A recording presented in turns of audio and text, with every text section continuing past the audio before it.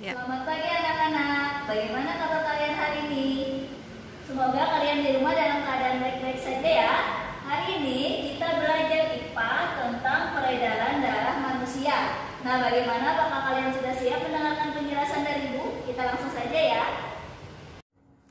Sekarang kita akan membahas tentang peredaran darah manusia. Pembahasannya ada di buku tema 4, halaman 7-8 dan halaman 42-43.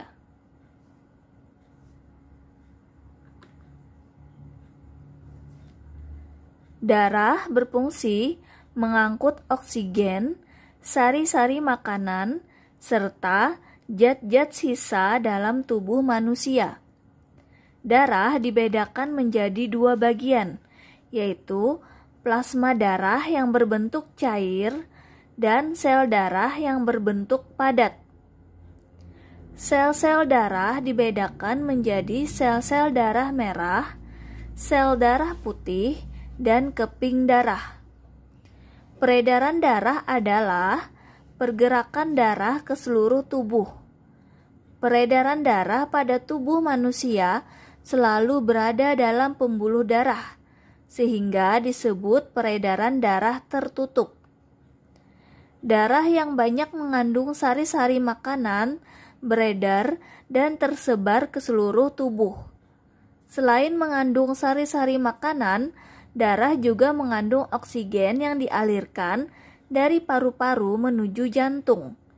Dari jantung, darah yang kaya akan oksigen akan dipompa ke seluruh tubuh melalui pembuluh darah.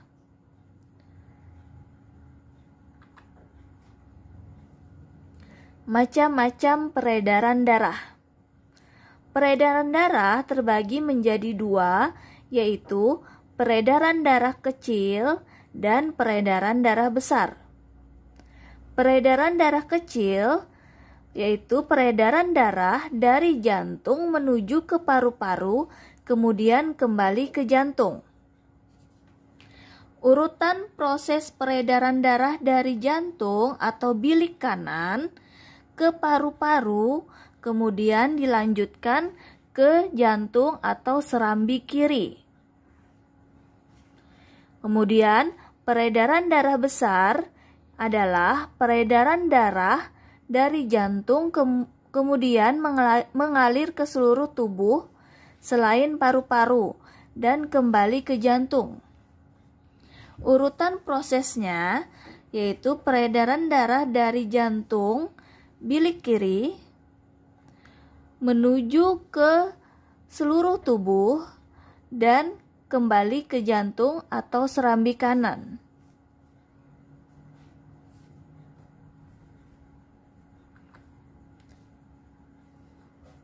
Komponen-komponen peredaran darah manusia. Yang pertama, darah. Darah adalah jaringan khusus dengan berbagai butiran darah yang mengapung pada cairan darah. Darah berfungsi mengangkut oksigen, sari-sari makanan, serta zat-zat sisa dalam tubuh manusia. Darah manusia dewasa sebanyak kurang lebih 5,7 liter. Cairan darah berupa plasma darah. Butiran darah yang pertama berupa plasma darah. Fungsinya yaitu untuk mengangkut sari-sari makanan serta membawa zat sisa. Bagian dari plasma ini 90% berupa air, sisanya berupa garam, mineral, zat sisa, urea, hormon, vitamin, lipid, glukosa, asam amino, dan beberapa senyawa penting yang disebut protein darah atau protein plasma. Yang kedua adalah sel darah merah atau yang disebut dengan eritrosit. Berfungsi mengangkut oksigen dan karbon dioksida. Sel darah merah berbentuk bulat pipih seperti cakram. Eritrosit berwarna merah karena adanya kandungan hemoglobin. Sel darah merah dibentuk pada tulang pipih di sumsum tulang dan dapat hidup hingga 120 hari. Yang ketiga adalah sel darah putih atau leukosit. Berfungsi untuk membunuh bibit penyakit yang masuk ke dalam tubuh dan menjadi pertahanan tubuh, serta dibentuk di dalam sumsum merah tulang. Sel darah putih tidak mempunyai hemoglobin, tetapi mempunyai inti. Bentuknya tidak tetap, sehingga dapat berubah-ubah dan tidak berwarna. Yang keempat adalah keping darah atau trombosit. Berfungsi dalam proses pembekuan darah, serta dibentuk di bagian dalam sumsum merah tulang. Selnya tidak berinti dan ukurannya hanya sepertiga ukuran sel darah merah. Setiap 20 sel darah merah terdapat 1 trombosit.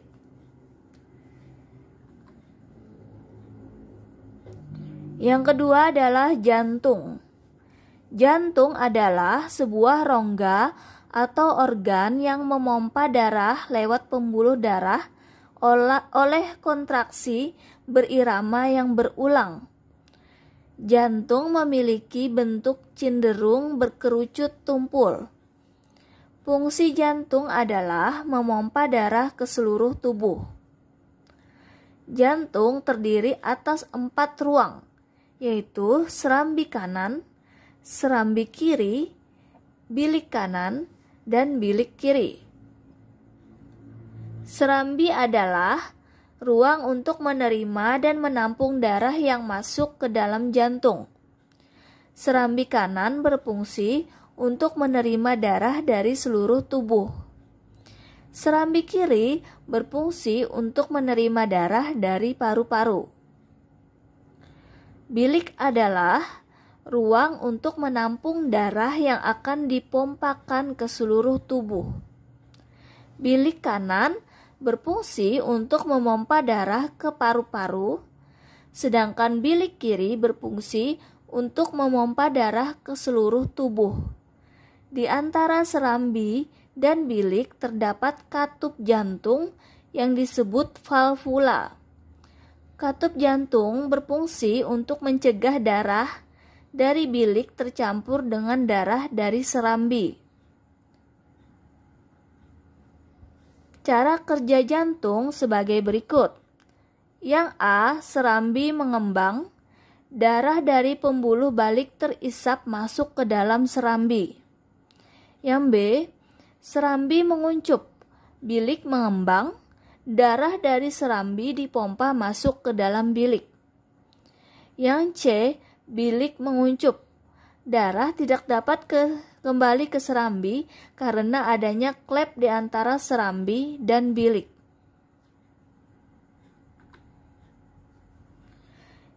Komponen yang ketiga adalah pembuluh darah. Pembuluh darah berfungsi sebagai tempat mengalirnya darah dari jantung ke seluruh tubuh atau sebaliknya. Berdasarkan arah aliran darahnya, pembuluh darah dibedakan menjadi 2, yaitu pembuluh nadi atau arteri dan pembuluh balik atau vena. Arteri memiliki arah aliran darah dari jantung, sedangkan vena memiliki arah aliran darah menuju ke jantung. Arteri yang terbesar terletak di dekat jantung disebut aorta. Aorta bercabang-cabang menjadi arteriol. Vena juga bercabang-cabang menjadi venula. Pertemuan antara venula dan arteriol adalah pembuluh-pembuluh yang sangat halus yang disebut pembuluh kapiler. Disinilah terjadi pertukaran udara dan sari-sari makanan. Nah, untuk tugas kalian hari ini, Ibu minta buatlah gambar peredaran darah seperti gambar di bawah ini.